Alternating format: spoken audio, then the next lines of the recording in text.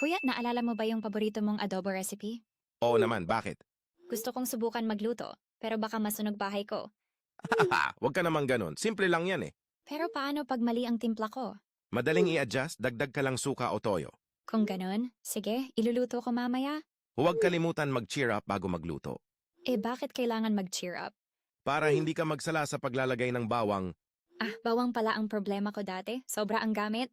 Exactly, minsan ang lasa naging bawang na bawang. Haha, okay, mag-iingat ako. Good, pwede ka rin mag-invite, may pasa tayo. Seryoso, dapat may pasa? Oo, kasi kung masarap, may pasa na tayong celebration.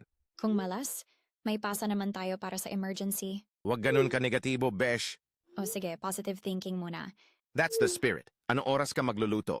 Mga 6 p.m. para sama ka sa tasting? Game! Magdadala ako ng kanin at tawa. Tawa? Anong klaseng ulam yan? Yan yung ulam ng mga kalokohan natin. Ganun ba? Sige, excited na akong matikman. Ako rin. Pero kung sunog, hindi kami mananagot ha. Sanggap, hindi ako ganun kagaling magluto. Huwag kang mag-alala, basta may tawa, okay na.